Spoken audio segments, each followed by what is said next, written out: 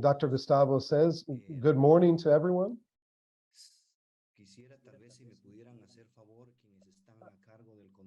I would love if you would be able to make me a host so that I can kind of manage and share my slides here in my screen. Thank you for doing that.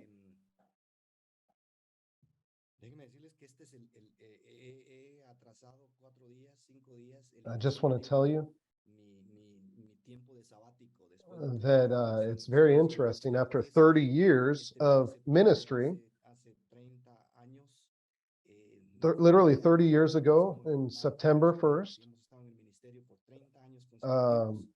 we have been in ministry for 30 straight years, and we've never had a sabbatical. So it's very interesting that this month, the General Board has allowed us, in the last vote, has allowed the leaders to take a sabbatical, especially those who have never had one. And so actually, he says he wants to clarify this sabbatical was voted on several years ago by the General Board and was programmed for 2020. But that, you know what happened in 2020 with the pandemic. So we were even more than ever ministering, even though it was kind of from confinement and from our own countries. But that was not the ideal time in leadership of our denomination to take a sabbatical. But now, in these days, I've been granted this sabbatical, and I want to just tell you that's a healthy thing. We need to give rest to the spirit, to the body, to the emotions, to the mind. And I just have to say, there were like 4 or 5 days. I've just been starting the sabbatical, but I know that I had, before I had decided on the time, I had agreed on this session, and I said, no, we'll continue to do this. This is important. I believe in what's going on in Mesoamerica and in this initiative of impact mentoring. So I feel a little relaxed just after a few days, but certainly I want to continue relaxing and refocusing after this time as well. But for the moments, I just want to kind of initiate and there was a question that came from one of our leaders. They said, I received this a few days ago. When is it a good time to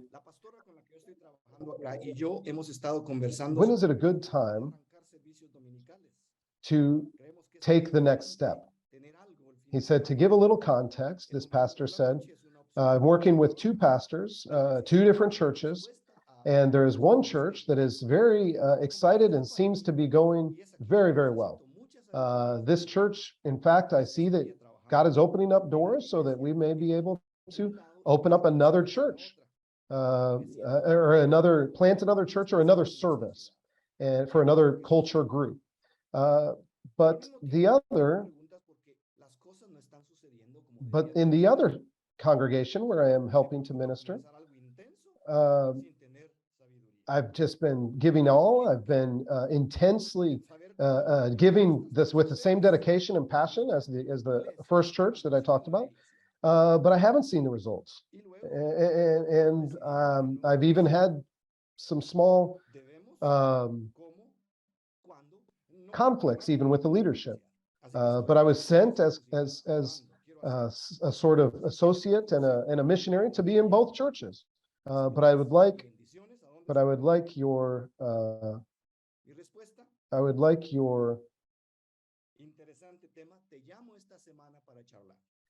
he said, I would like your response and I would like your advice. And Gustavo said, oh, well, my response is not going to come through a text, not through an email. I think I'm going to have to call you later this week. Now, this is interesting. This wasn't just from any random person. This was from someone that I am mentoring, a young man. And it's a very wonderful relationship. About 15 years ago, I have been mentoring. And I've had the privilege to kind of walk with him before his ordination, now as he's been ordained, and now as he's even seen lots of changes, even in his family. Even when I was in Europe, I was in India, and there were times where we set up times, and we've had times to intentionally mentor. Now, why am I signaling this or pointing this out? Not necessarily pointing it out so you say, oh, wow, Dr. Gustavo Crocker as GS is mentoring, he's the best. He says, no, just so that we need to know that mentoring is not just a scheduled thing, although there should be order and intentionality, of course, to our meetings. But being a mentor is walking alongside our pupil. It is being available.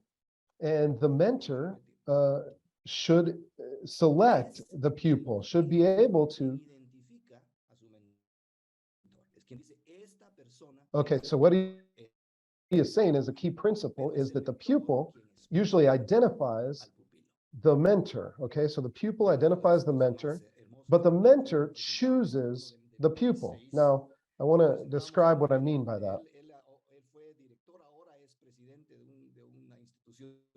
Now, let me talk about another person that I've worked with. He's now in a leadership position in the Church of the Nazarene, regionally, globally, where he is. And at one time, he was introducing me, and he could have said General Superintendent. It was for like a up front for a conference. And I thought it was very interesting that he introduced me, although he's a great leader now. He has his own platform.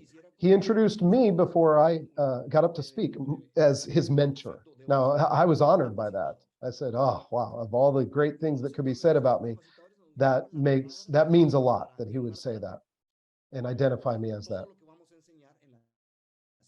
Now, in the next hour and a half, I would like to really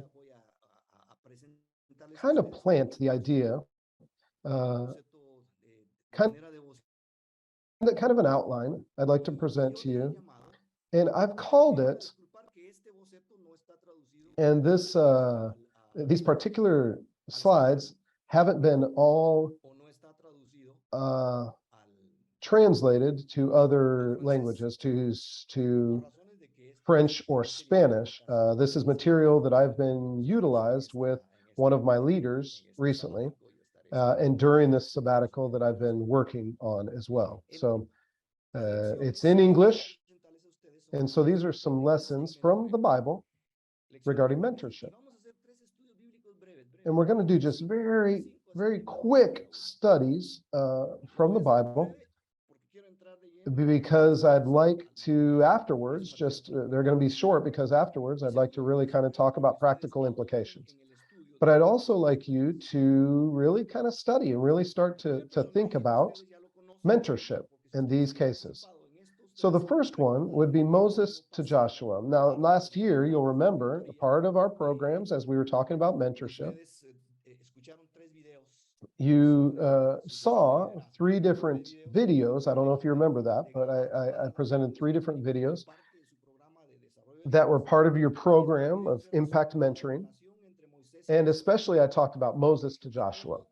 So I've already talked about this a little bit, and how Moses was Joshua's mentor. Now, these 3 lessons, the idea is that we would understand that they are completely different models of mentoring, okay? So the steps that they took, exactly how they decided to mentor, it's important that we know that there are different ways that can happen. Number 2, one of my goals is that you would be able to see in men and women that there are certain things in agreement. Although there were different ways of mentoring, that there were certain principles that were shared.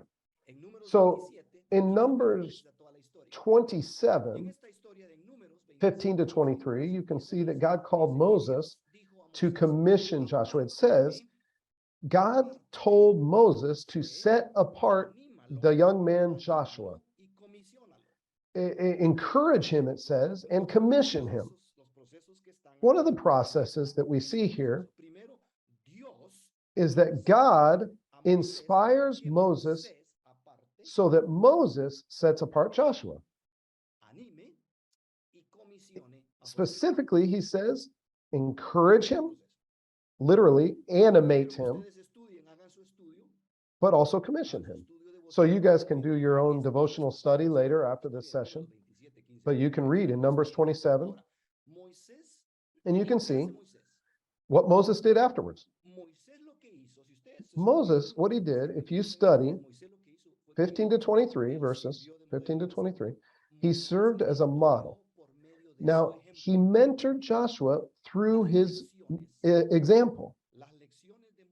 The lessons of Moses were more than just kind of an example.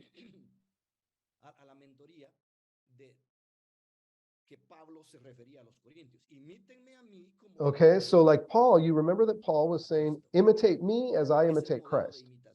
That was kind of the model of imitation. So Moses essentially was saying to Joshua, Moses didn't necessarily sit down and say, Joshua, at least we don't have a record of this. Joshua, here are the principles. Here are the key issues. Here are the key things. Here's a workshop on leadership. But he modeled his leadership and transmitted that to Joshua. So I have to tell you that there was one person, I was sharing, one of the people that I've mentored. He said, okay, I'd like you to go to Africa with me. And I told him,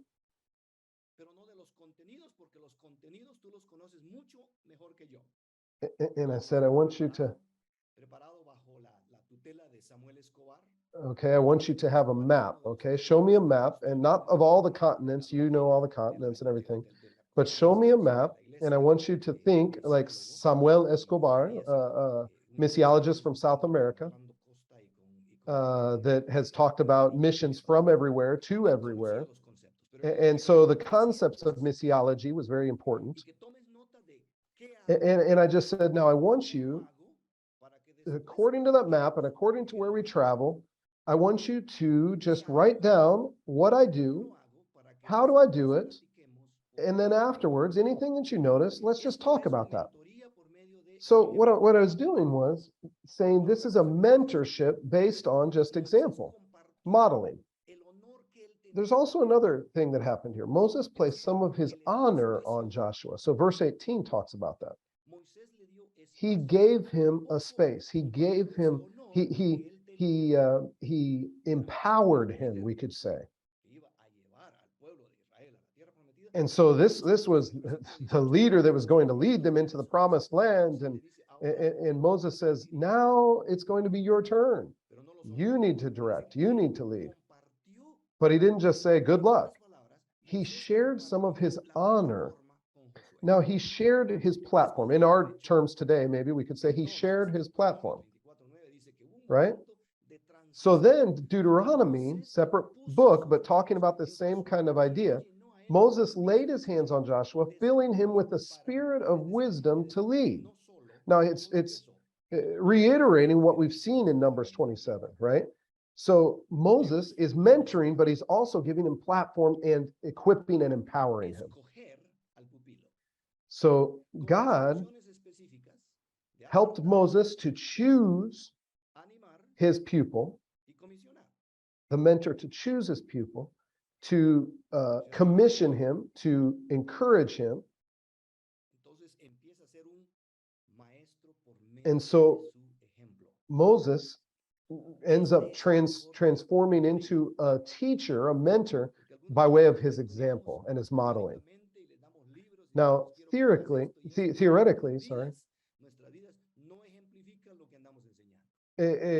we've talked about, hey, we can share wonderful sermons, we can preach, we can share workshops, but our actions, our model, our example needs to back that up. In fact, it speaks we have a saying for that. It speaks louder than words.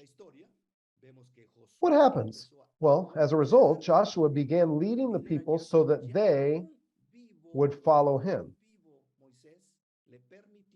And so even when Moses was alive, now this is very important, even when Moses was alive, Joshua started to lead.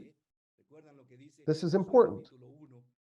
Remember what Joshua 1 says, Moses, your servant, has died. Remember that? What do I do? Oh, my leader is gone. And a lot of us have had leaders for years, and some of us have been those leaders for decades. And it seems like one of those oak trees that are huge that just, oh, nothing can grow below that. Have you noticed that? Under certain trees, other trees cannot grow. The roots are already so deep, and the shade is so big, and so there are other trees, I'm talking literally, other trees that cannot grow underneath that tree because it's so big. And there are leaders that are like that way. You know, oh, everyone just talks about how wonderful they are. Everybody just says they are amazing. Look at their reach. Look at how big they are. Oh, we could do nothing without that leader. But we don't want leaders that way.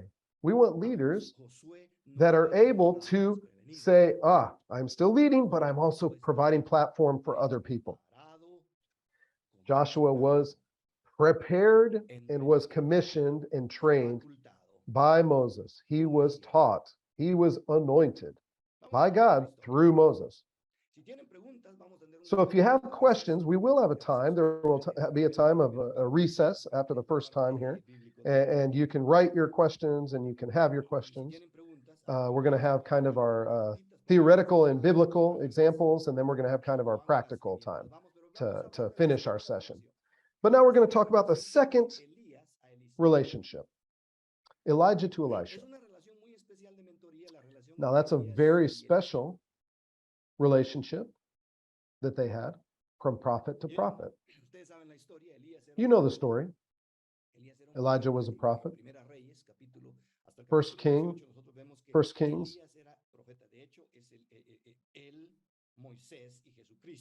Remember, Jesus Christ, Moses, and Elijah are the ones, the main principal characters that show up in the Mount of Transfiguration.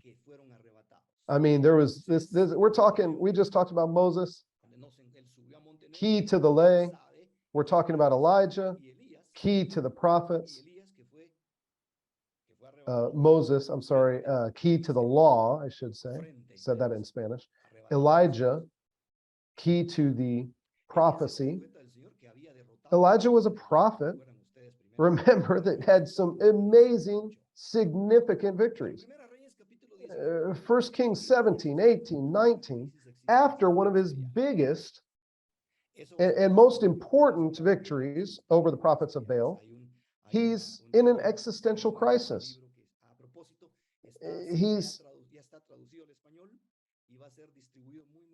Dr. Crocker says he is writing a passage about, or I'm sorry, he's writing a book about this, and it's almost ready to be published.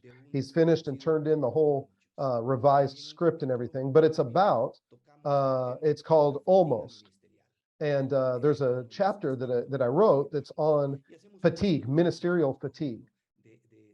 Some call it compassion fatigue, but basically just something that all of us experience in ministry where we are exhausted. Now, that's a whole process. We could talk about that. I'm already getting sidetracked and excited about that process. We could talk about resting, and talk about renewing, and talking about burning out, and being fatigued and just spent in ministry. Maybe it's on my mind because I'm right now in my sabbatical, because I don't want that to happen to me. I want to be renewed. But the topic at hand is mentoring. And so there's something interesting that Elijah does and says. Do you remember? He finds himself in the cave and he says, I'm alone. I'm the only one. Elijah, he had kind of a hero complex. So this is a leader that believes that without me, man, nothing's going to continue. Israel is going to just fall by the wayside. I'm the only one serving. If I'm out, man, everyone's sunk. So Elijah says, I'm alone. It's only me. And remember, is in the same mountain that Moses had received the law, received the 10 commandments. And Elijah says, go back to eventually, after feeding him, after giving him rest, after whispering to him, Elijah says, go back by the way you came, and there will be another. Now, before we get to that, I want to say God strengthened Elijah, initiating a transformation of his life. And the reason he did that, or the way he did that, I should say, is by sending another person to succeed him as a prophet. So I want you to hear this really well. Part of the renewing of him, part of the solution to his fatigue, part of the way to make sure he was not going to be burnt out was to invest in others that would succeed him.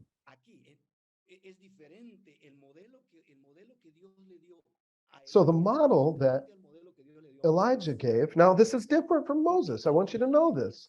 The model is different. They're still mentoring, but Elijah was mentoring Elisha by really molding him as a prophet with a servant heart. He taught him lesson after lesson. You can see in the chapters of 2 Kings 2, 3, 4, 5, and 6, you can see that those are chapters where Elisha was putting into practice many different things that Elijah had already been teaching him. So Elisha literally picked up Elijah's mantle. Now some of us haven't understood truly how profound this is. So literally, he was taking up his mantle. He was being molded and formed into his character, into the very prophet of Elijah. Not being Elijah, but really taking the place and being formed in his likeness. So maybe for some of us, there's been somebody that has passed their mantle to us. And I think it's interesting. If you see Elisha, some have even said that Elisha has ended up doing more things, being more impactful than Elijah in some of the things that occurred. Some of us as leaders don't want that to happen. We want to be remembered. We want to be the one that's like the leader that's the legend. But no, Elijah knows I'm out of here. I'm God's taken me, but you need to continue. And so 2 Kings 2:12 is very, very interesting. So I love how Elijah he was phlegmatic. I liked how Elijah he was a roller coaster. Oh, he's like, oh man, he's a warrior. I mean, he's just conquering the prophets of Baal. He's bold. He's like, yeah, we all want to be that type of leader. And when he's threatened, he just ends up talking back to Jezebel and talking back to others who are threatening him. But he also had his moments of just saying, oh, I'm alone. There's nobody else. I'm sad. I'm tired. I can't do it. Doesn't it sound familiar?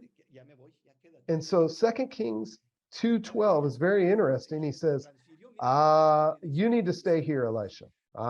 He knew what was going to happen. I know I'm about to go. And Elisha says, I am not leaving you. And Elijah says, stay here. I told you to stay here. And Elisha says, no, I want a double portion of your spirit.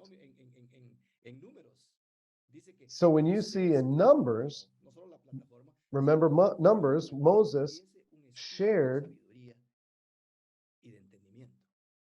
and commissioned Joshua. and gave him a part of his spirit, right?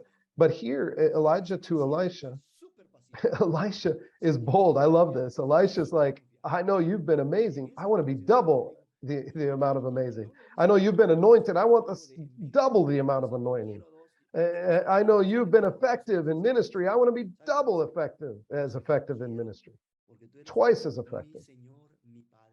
But he even refers to Elijah as his father. Do you see this kind of mentoring? Ooh, this was close. This was deep. This was an attentive, patient, resilient, and reliable relationship between two prophets. So Elisha, one of his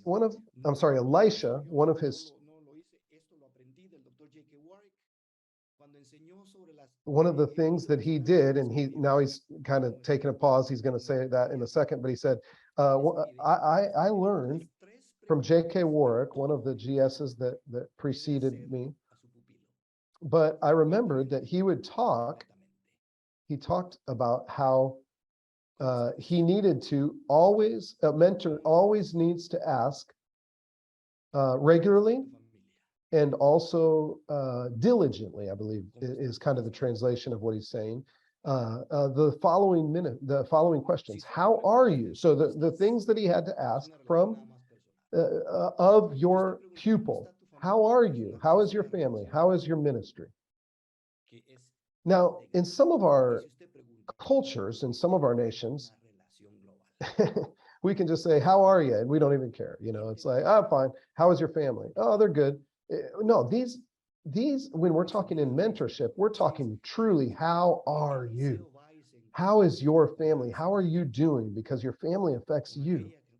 How is your ministry? Those three things, and not just superficially, but those are deep, those are profound, those are things that are important. Now, Elisha used those basic mentorship questions. You can see it even in 2 Kings 4. Now this is different. There are some principles that are the same with Moses and Joshua, but you can see that this is still pretty different. The ways, the relationship that they had.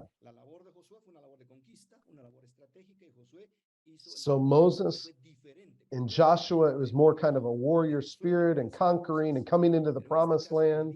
It's a different time in history as well. But Elijah to Elisha, it was a different model. It was based on molding, the teaching through formation, and even preparing for the same function, right? So literally mentoring for the same position and the same ministry and the same post, we could say. And then Elisha ends up doing even greater things than Elijah. And Elijah was okay with that. Elijah almost sensed that. And Elijah said, that's okay.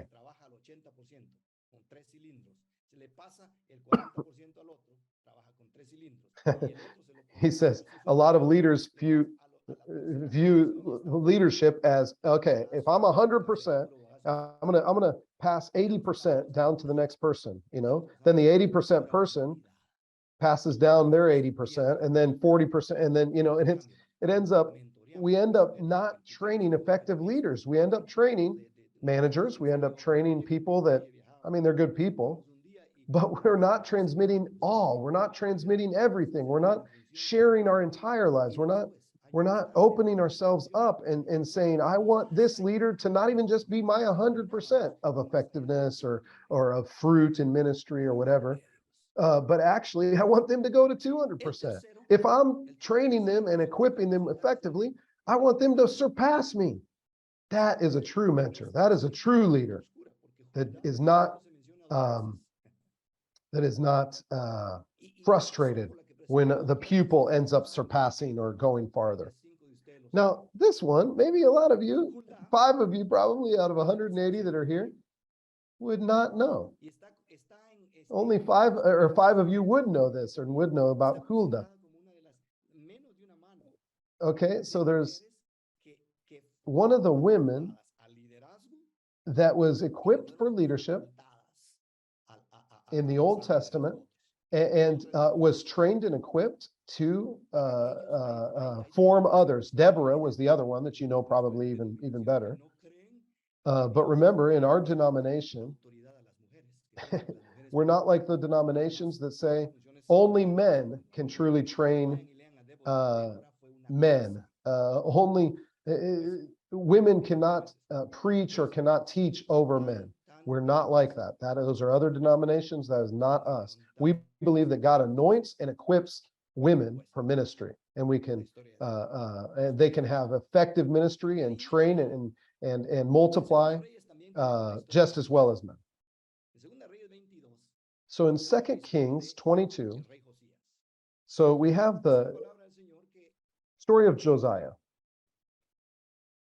El Señor había estado desanimado, completamente desanimado con los reyes que habían y entonces muere Manasés. And so Manasseh ends up dying. And so the succession of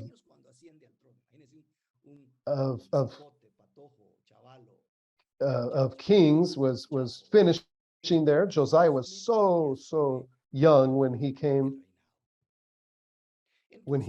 to be king. But in this story,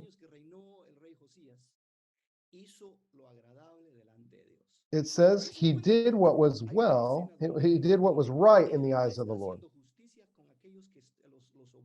And so he was just, he was right, he was righteous. He trusted in his people trusted in him. He had administrators. We hear all of this, we read all this.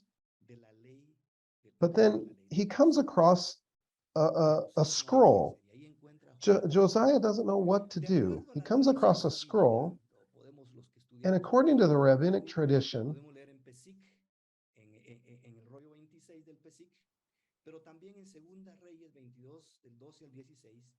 you can see, and this is in 2 Kings 22, Huldah was a teacher and mentor to women in Jerusalem.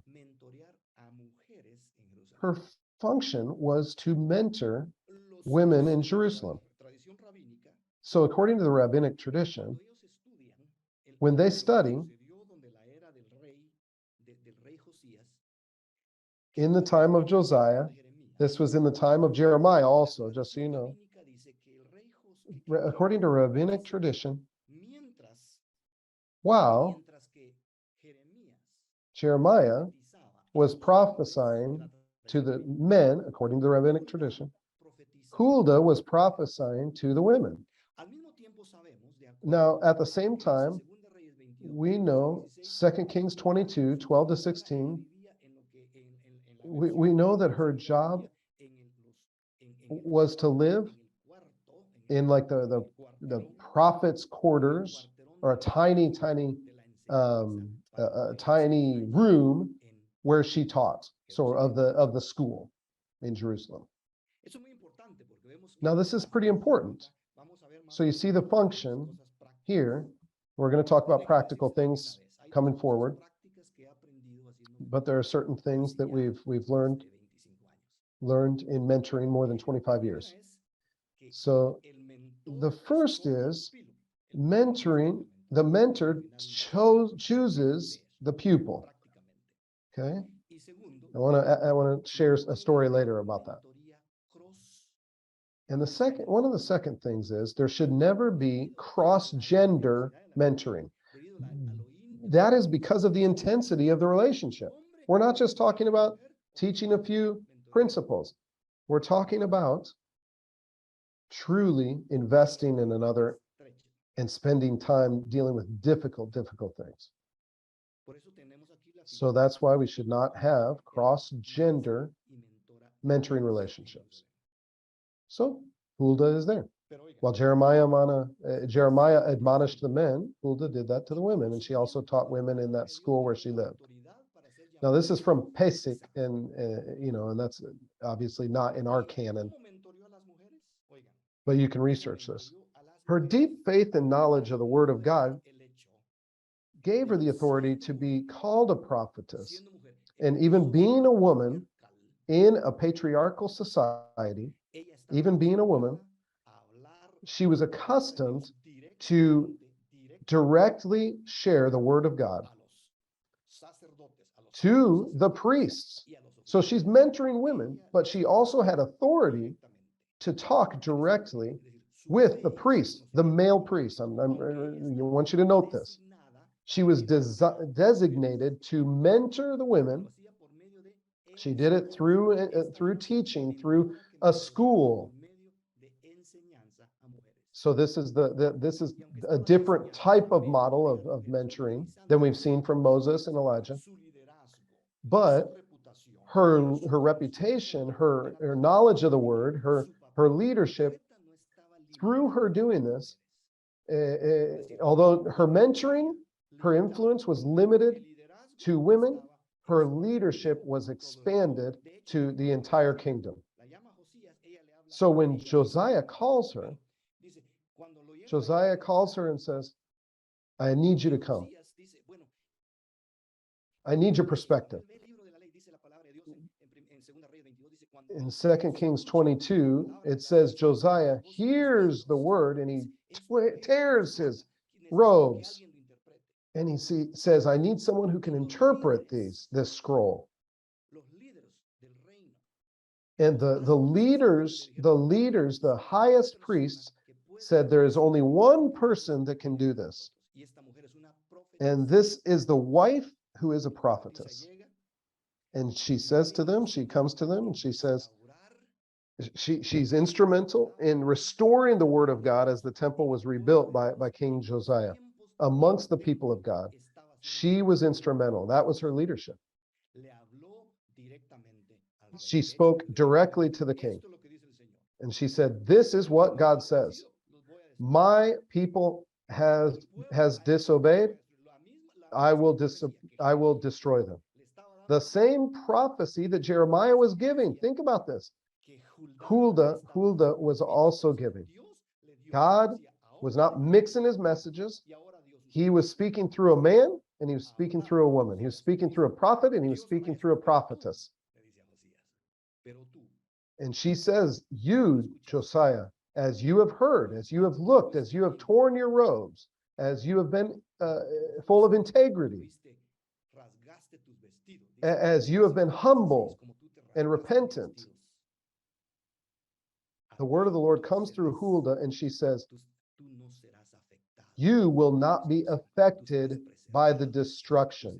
You will be preserved. You will be kept and not affected by the judgment.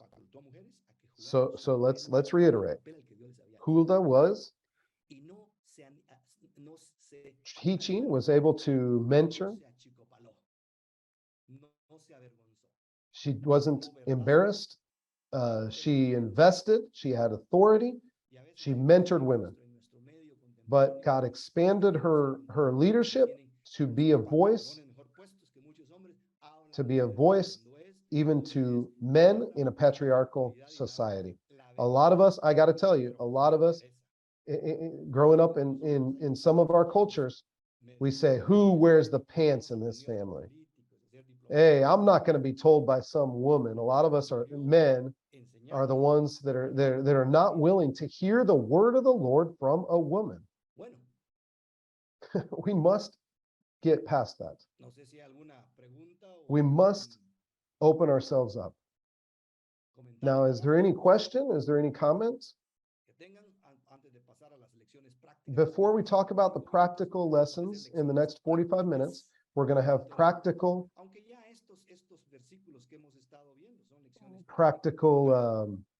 mentoring principles. Obviously, some of you have already, we've touched on a few of those. From Moses, from Elijah, from Huldah. Any questions? Or should we continue on?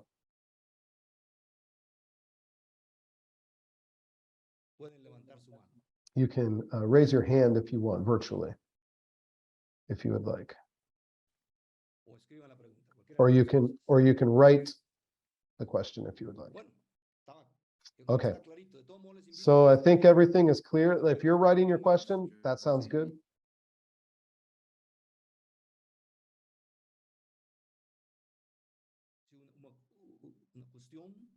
Was there a question? Muy bien. Okay, so if not, continue to just write those. We can gather those and we can, at the end of the time, we'll Vamos a la segunda parte. address parte es those. práctica. So the second part is more practical. Pero lo que les voy a presentar acá son But what cosas I'm que going to como estudiante, present is not como like estos divorced tres from what we just talked about. ejemplos This que is in the light of vienen these una three vez siempre examples from the Old Testament. Okay, but I'm also going to include Jesus Christ as an example. So we don't want discard the New Testament, of course. But we're going to go to the second part. And this second part is based on the topic, how to develop mentoring as your personal ministry. Now, this is going to be really, really practical. You know the principles. You know some of the importance of the mentoring. I mean, you've been talking about this for 1 year, a year and a half. So we don't need to persuade you that mentoring is important. When I was talking to Milton, I said, and he said, we probably need some pretty practical steps and ideas and tips. So I don't want to be a workshop. I don't want to give a workshop that's you guys are going to go and say that was just amazing, but it doesn't actually translate to real life. No, I certainly want this to make a difference in your lives and in your ministries. So that was the genesis of the origin of the survey that was sent out. I don't know if all of you were able to fill that out, but I wanted, before we even talked about this today, I wanted to hear from you all, to hear what you're struggling with, what you think most. And so there were certain ones of you that talked about that came in the survey, came out in the survey. Gustavo says, when's our next session? I need to think about this. Maybe we're going to get more of the survey ready. He asked Milton, when's the next time I'll be with you? And it's in December, the first Saturday of December. And he said, good, that's great, because that's after my sabbatical is finished. So before we really dive in, I want to just tell you, anyone can mentor, but not everyone should. Some people, if you haven't resolved some issues in your life, man, you should not be trying to invest in other people. There was a young person that went to the psychologist, to the counselor. He said, man, I just feel like I have spiders crawling all over me.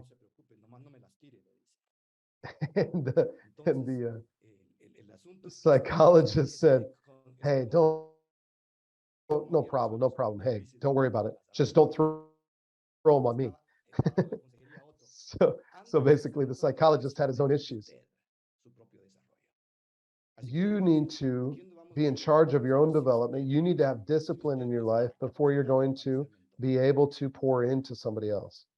Now, you don't need to be perfect, but you need to be healthy. God's timing is so important. It's really the key to successful mentoring. So in the three cases that we just talked about from the Old Testament, everything begins with God. God said to Moses. God told Elijah. God talked to Huldah. The time of God is so important. The timing. There are people that you're going to mentor that yeah, they're ready. They're ready and you're ready. But 10 years ago, that was not the right time for them or for you maybe to be mentoring each other or to mentor that person. So what do we need to avoid? Remember, this is practical. What to avoid in mentoring. Before talking about what to do, we need to talk about what not to do. First, I've already talked about it. Don't mentor 1,000 times. I'm going to say this. Don't mentor the opposite sex. I'm going to repeat it. Don't don't, and 10,000 times I'll say, in Twitter, Billy Graham had the philosophy of never be alone. Billy Graham, remember. And Vice President Pence has also used the Billy Graham principle, never to be alone in a hotel, in a restaurant, or in any car, never to be alone with a woman that wasn't his wife. Anne Graham, his daughter, has adopted the same idea to never be in the same car or hotel or restaurant or in any place with a man that is not her husband.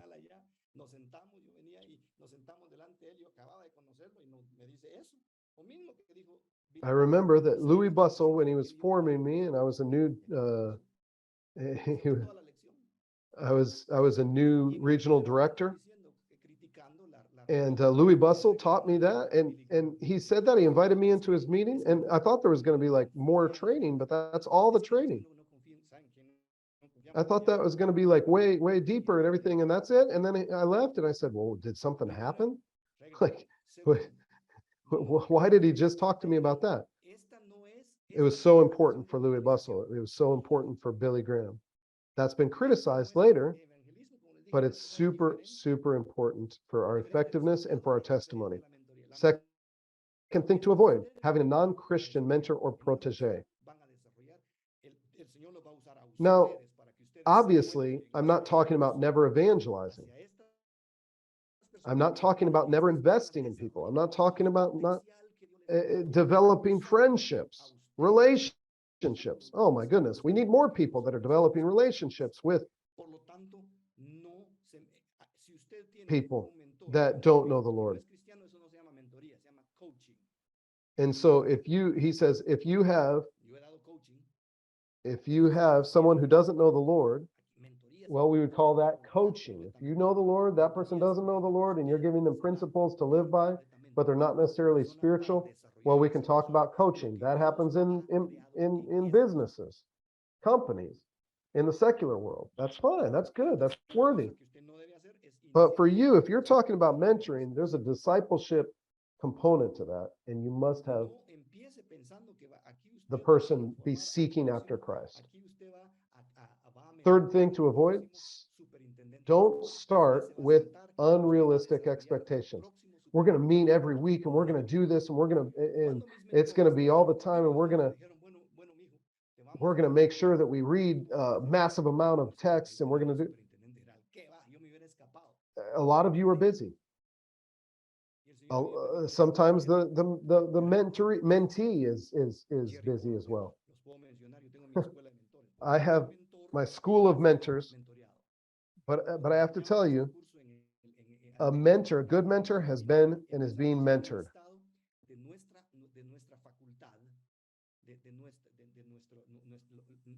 I've had actually times where people have asked me, who is mentoring you? And I've been able to say, I'm not just mentoring a bunch of people, I'm also being mentored. Louis Bustle, Jerry Porter, and I'm continued to be mentored by Louis and by Jerry.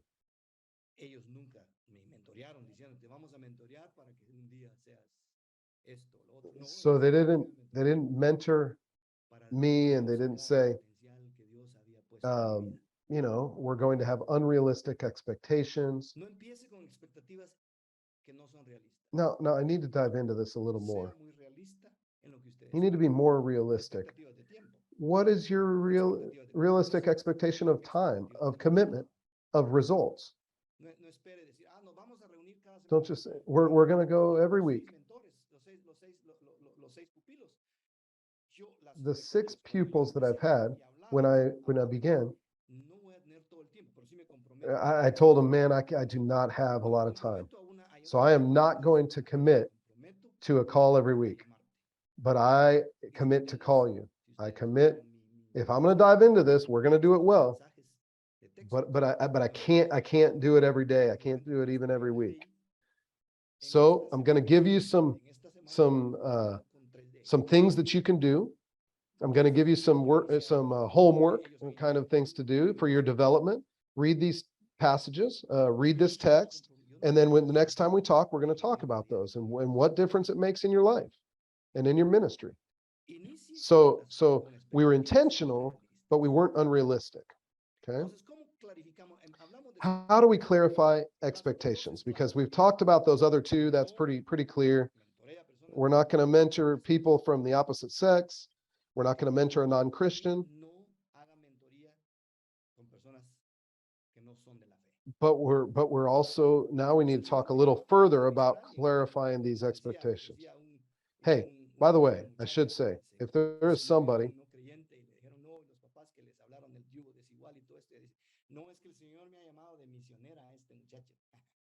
he says, if God has called you and he's calling you to invest in people that don't know the Lord, that is also a calling. Please do that. That's fine. But don't call it necessarily mentorship. So let's start here when we clarify expectations. So how much time will you as a mentor and your protege plan to be together? Every month? Maybe you don't put it in the calendar. Maybe you do. Maybe you need to. Maybe you need to talk about, is there going to be money that's going to be affected? I suggest that you would never loan money to your protege. Oh, I didn't, we were going to meet at this such and such a place, but I didn't have the money to get on the bus. Well, I didn't get to, well, I recommend that you don't get into that. The person, I mean, you want to just help, you believe in them, it sounds awesome, but you need to think about how that changes the dynamic. Also, how many years do the mentor and protege expect this relationship to last? Remember, this does not need to be forever and ever, amen. I have two people I'm mentoring. One disappeared. It wasn't a terrible thing. It wasn't that they're a terrible person. It's just that this just kind of disappeared or dissipated, I guess would be the word. We kind of got to a point where we realized, okay, we like this. We'll always be friends. You can call me when you need me, but we don't need to continue to invest in this intentionally as we have for these several years.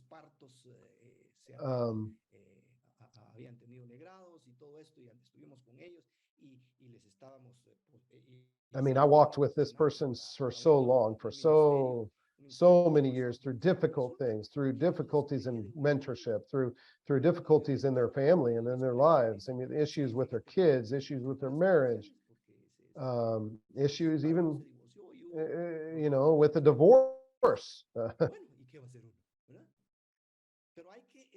And so we had walked through a lot of issues. But we need to make sure we kind of understand, and we say, okay, let's try this. I suggest that you would say, let's try this for a year.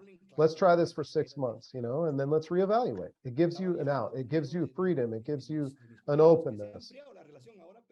And one of my pupils that it's kind of the relationship has kind of grown cold, not in a bad way, but we just aren't mentoring intentionally like we were. But I was in a car with him recently, and for four hours we were on and we were in the car, and he was starting to share some new things, what God was talking to him about, and we continued up, and it was great. But remember that we needed to talk about what we were hoping. What are the assumptions, expectations about the nature of the relationship? Are there limits that we should establish?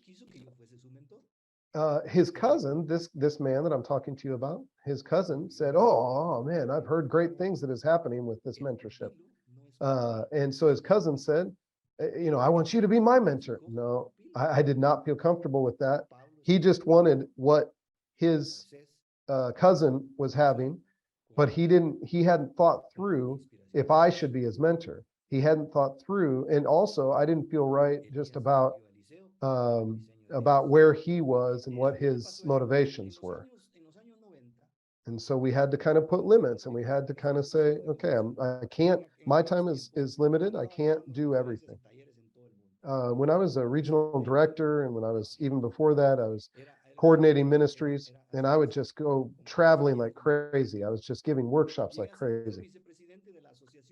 And the vice president of a Christian alliance in one of the countries, a federation, had their directive, their board, and I was going to be the vice president. And the president of Compassion International was there on that committee, on that board. And I looked at him and I was like, oh man, I'm the vice president of this other organization, smaller organization. I came and I started to have more like contact with Wes Stafford, the president of Compassion International. And he was just like a hero, man. I just wanted to dress like him. I wanted to be like him. I just wanted to be like Wes Stafford.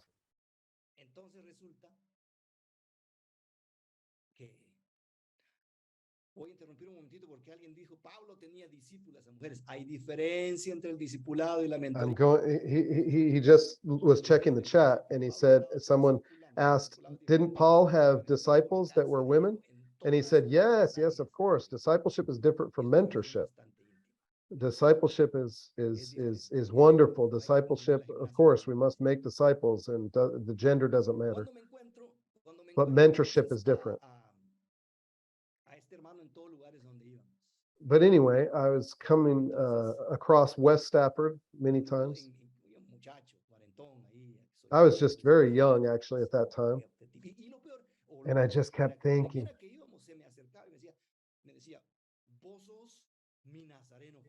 And I just was like, oh, man. The Compassion International and the Church of the Nazarene have had an amazing historic relationship, partnership. One of the presidents of Compassion International was a Nazarene minister. I don't know if you knew that.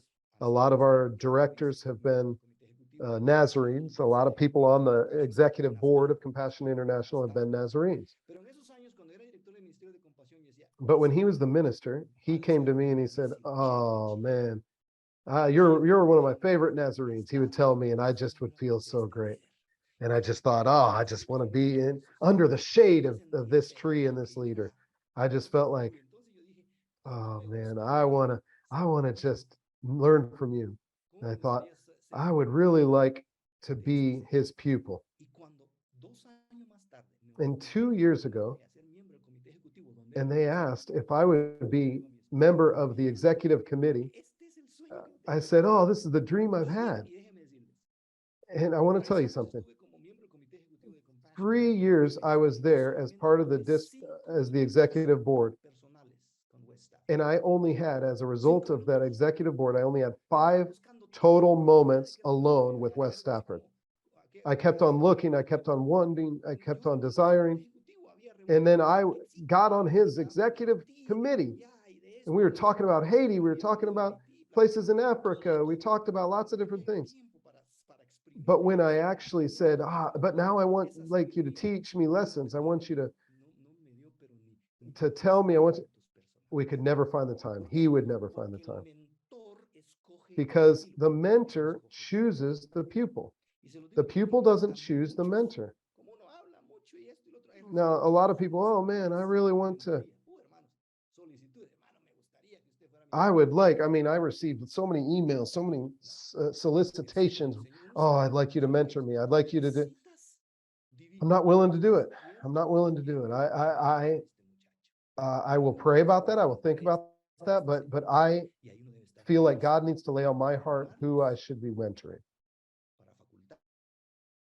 to teach them, to equip them, to commission them, to encourage them. Few important things also when we're talking about expectations. You need to understand, has either the mentor or the protege experienced a failed or disappointing mentoring relationship before? Oh man, I was a mentor, but this person just failed. It's good to talk about what did they fail in? What happened? How did that go down? And then the other thing is to talk clearly. You don't share, of course, the details of another person, but you start to talk with another mentor, mentee or protege and say, all right, this has happened. There's a few things in general you can share. A few things have happened in my life and in my mentoring relationship. Maybe the protege wants to share that too. Oh, I had someone that I thought was a great mentor and they just failed me. It's important to talk about those things with openness. And before even beginning a mentorship, officially a mentoring relationship, what anxieties and uncertainties and uneasiness and inadequacies does the mentor or the protege feel about the relationship? Some of the causes why a mentoring relationship would fail, one of those could be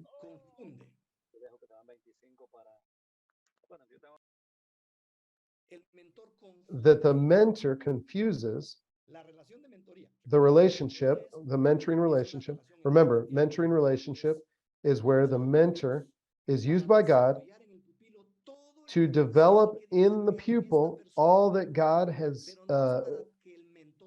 done or formed in the mentor to transmit that to the pupil. But it's not to produce a clone.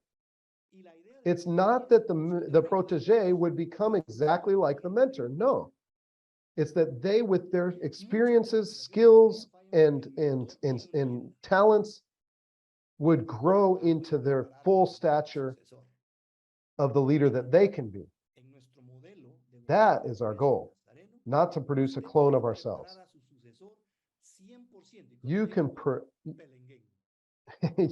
remember, you can say, I will produce my successor. Have you noticed this? You have mentored, you have discipled, you have decided that this person will be your successor. And according to our structure, there will be people that will,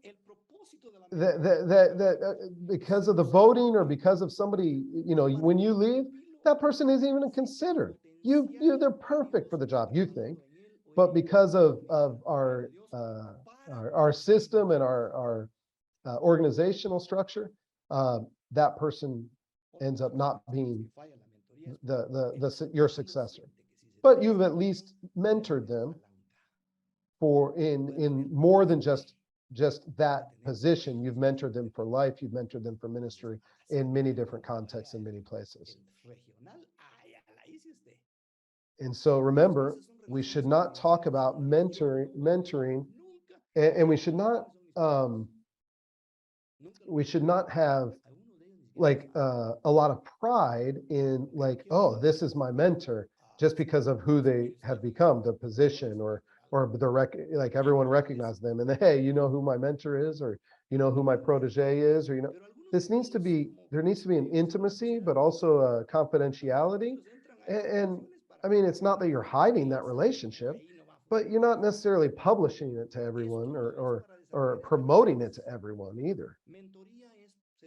Mentoring is used by God so that he would use you to develop others to maximize their potential, maximize their talents, their gifts, and their potential that the pupil would have, because God has created them for great things.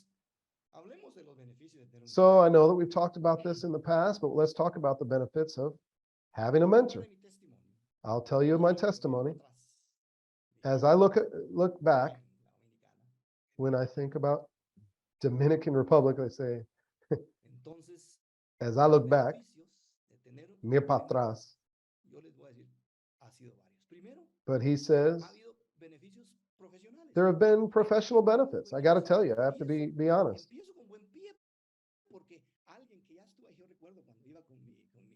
I remember when I was with my mentor, Louis Bussell,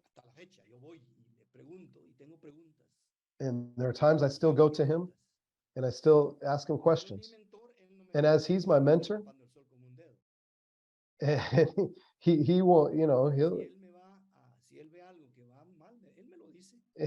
he is so direct with me, man. I mean, there are times I address something with him and he will just shoot straight. I mean, he'll just tell me and he'll say, oh man, if you do this, you're going to be sunk. If you do this, I mean, it's going to work out well. I mean, I'm like, wow. I mean, that was very direct.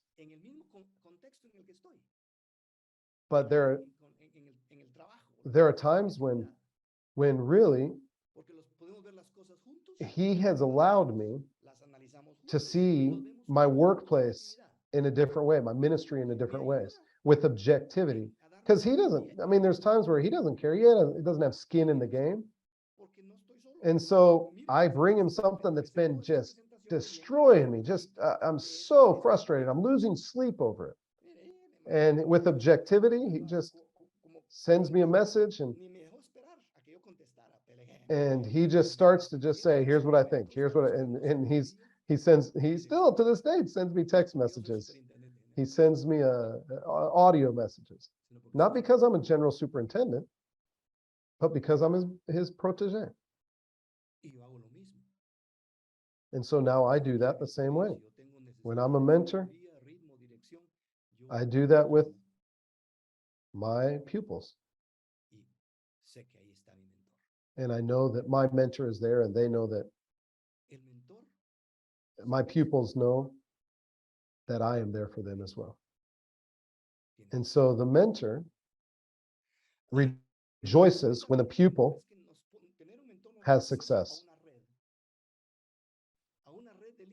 He gives wisdom on timing and direction. He's speaking on that. But he also says it also provides you a network of leaders. I remember that I was having lunch with one of my mentors. And I found myself with somebody from El Salvador, another leader. And so he said, evangelicals, we like to have meetings in restaurants. We like to have it around food. And so so I was talking with one of my mentors, Jerry Porter, and we were in El Salvador. And then there was somebody from El Salvador that came over, and he's not Nazarene, but he came over and he saw us, and then we started talking. 15 minutes later,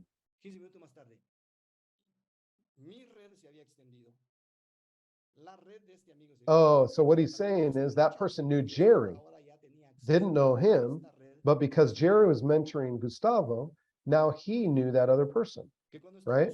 So that other person, now that was a relationship that they started with another partnership with another denomination or organization, and that he would never have had if it wasn't through tapping into Jerry's relational or relationships.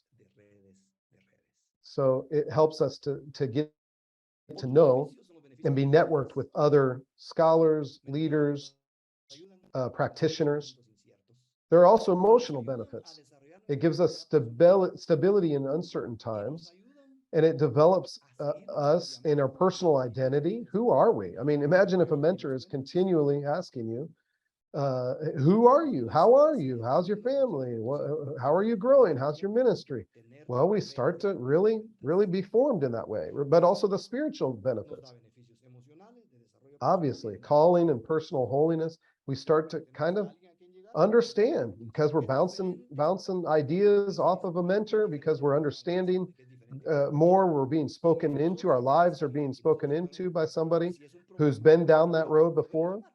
And so we understand our calling. We start to understand what it means to be holy as Christ is holy, to be a spouse, a godly spouse. And that helps us. Mentoring helps us to just form our identity and our call. And now there are fears about becoming a mentor. We need to address these. What if the person rejects me? Even the pupil. What if the mentor? If the if the people rejects you, he says, well, even Jesus was said, hey, there's going to be, he was so clear. He just was like, hey, do any of you guys want to leave? Remember that from John 6? He was like, I'm not recruiting fans. Hey, don't lose sleep. Don't waste your time. I mean, I'm not going to waste my time. If you guys want to follow, you can follow. If you don't, you don't have to. So Jesus kind of gave us, it's not like he was flippant about mentoring or about discipling, but he just knew I can't control another person. I mean, it's not effective mentoring. What can I teach someone with all of this potential? Have you ever had that fear?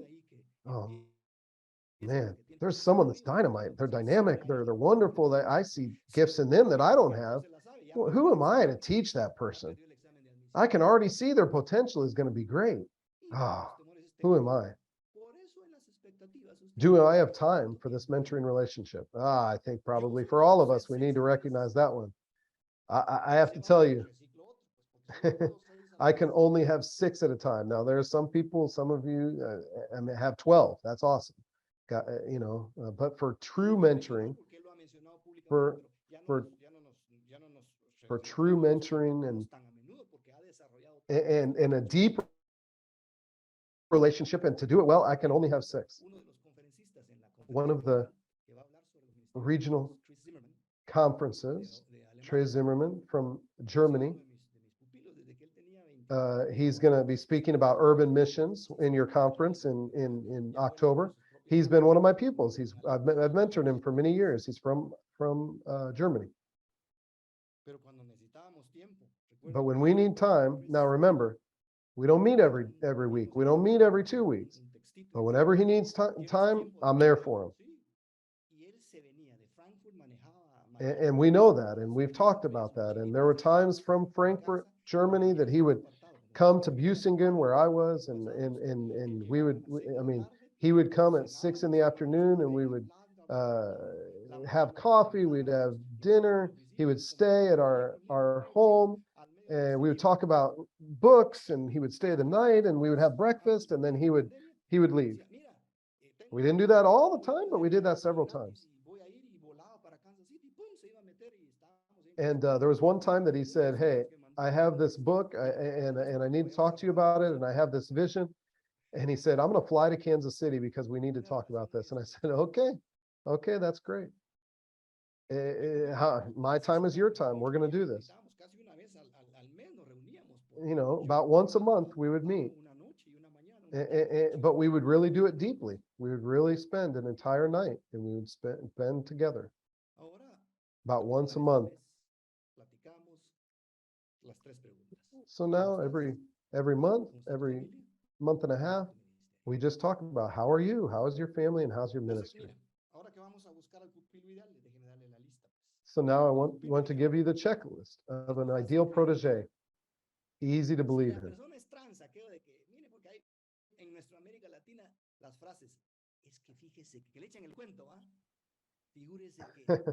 So he's talking about gossip. He's talking about, if this person just starts to talk about what we've talked about with other people, probably not a good protege.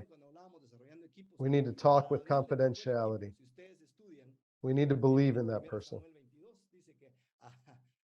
According to 1 Samuel 22, it was interesting. David gathered with him in the mountains and in the caves and the remote places, those who were embittered and those who were rejected, and those. Now, that's a very interesting passage, but I suggest, like, he invested in those people that had just been burnt out on and rejected. But the idea is that they were still able to be formed. They were still malleable. They were still flexible, easy to believe in, easy to like and spend time with. It's not a bitterness. It's not based on bitterness. You could see the other ones there.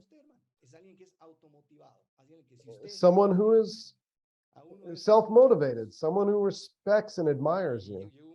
The self-motivated one is a frustrating one, I tell you, because if I'm giving them homework and I'm saying, let's read this book together and let's talk about its leadership principles and read this passage, and then 2 months later we talk, hey, how are you doing? What's going on? And you can tell that they're faking the conversation, that they haven't really read it. I don't spend a lot of time with people that don't do that. I want to see people that are self-motivated. I want to see people that respect my time and respect the time that we have together. Now, I mean, there's time to forgive and to understand, and this person's had a hard time, but I mean, what I'm giving them is not difficult. What I'm giving them is not asking for the moon, right? So he's continuing, he's saying, so neither of you are threatening to each other and someone whose future could depend on you. Now, that's an interesting one, he says. These are servants of God.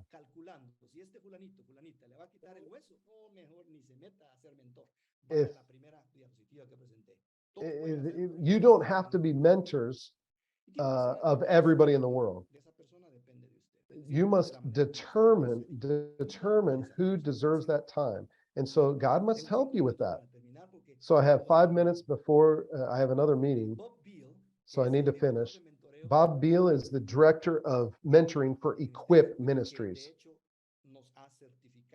And he has certified us, Equip certifies us to be mentors and to teach mentoring. And he says, proteges are individuals we see as worthy of the investment of our life energy and whose troubled phone call in the middle of the night is seen as a sign of trust more than an inconvenience. So when I was in India and this young man calls me and he texts me and says, I need to talk to you about something, that's not an inconvenience. That's actually a sign of trust. Middle of the night in India, but I just knew we need to talk, no problem. He has access to me.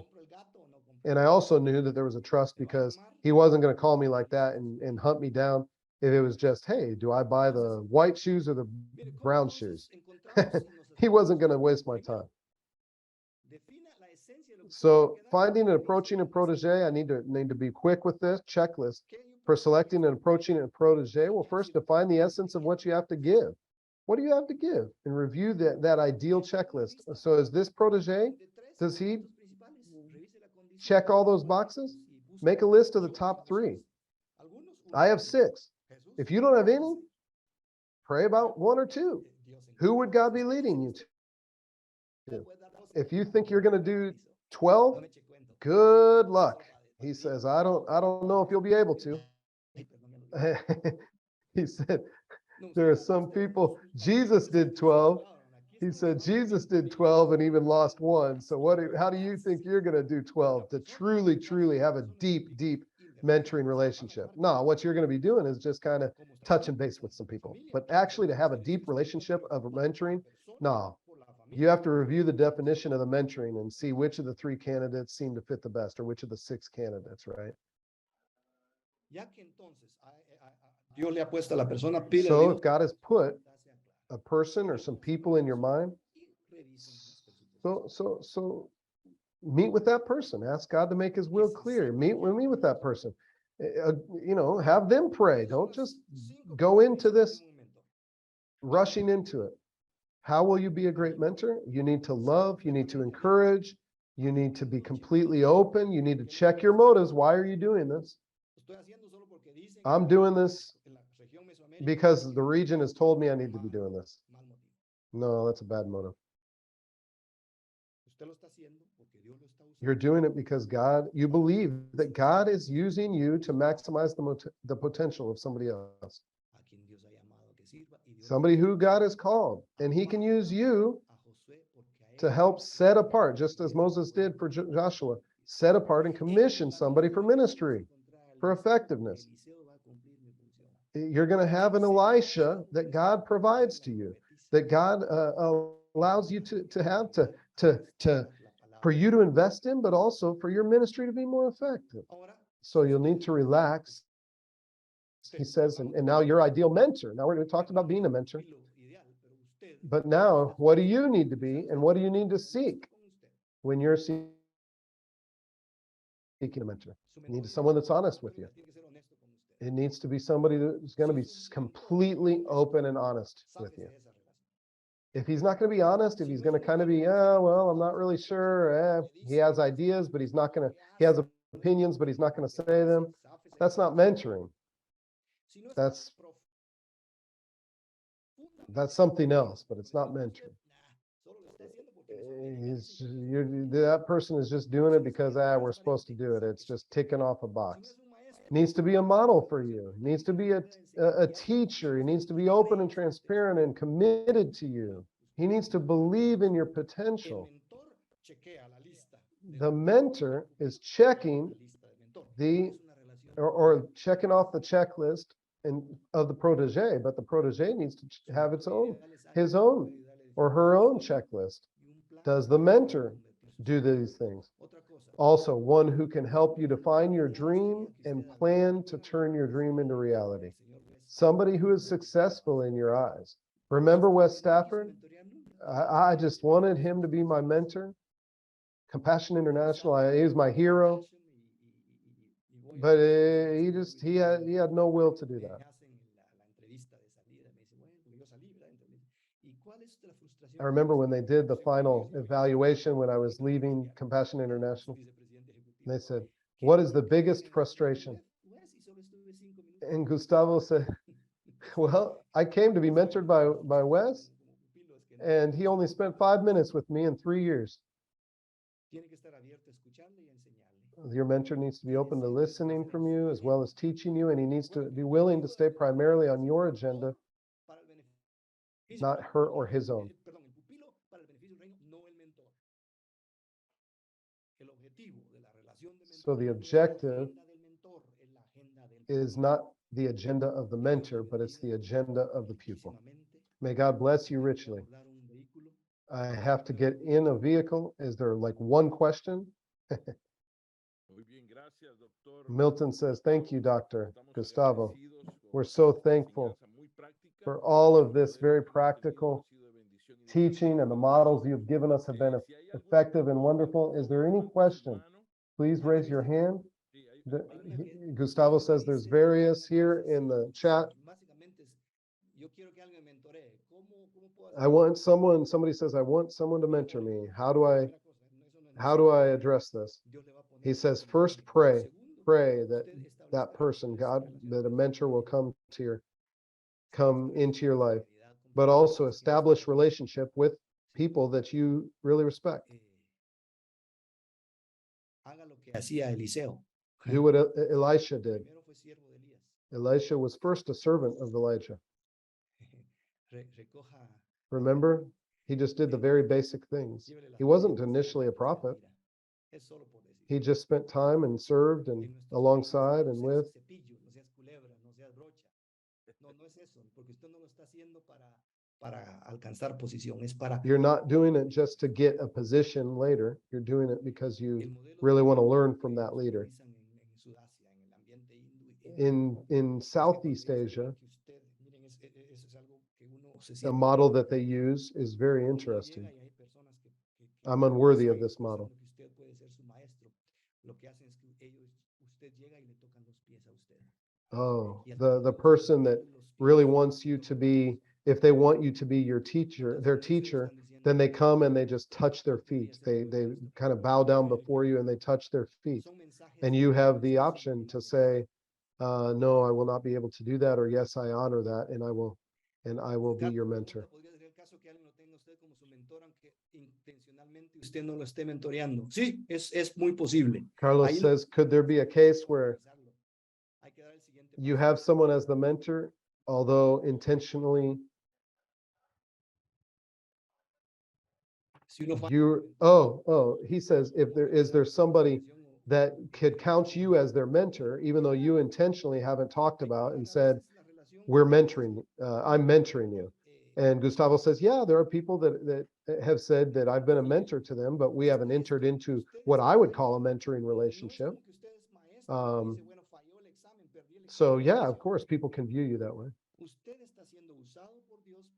You're being used by God There was a question from Guillermo that says, if someone fails as a mentor or as a protege, algunos no quieren. how can we achieve reconciliation or Como just decimos un dicho en kind of objectively be able to evaluate that? pero no lo puede And cruzar. Gustavo says, well, we have to be honest with Usted no each puede other. llevar al río.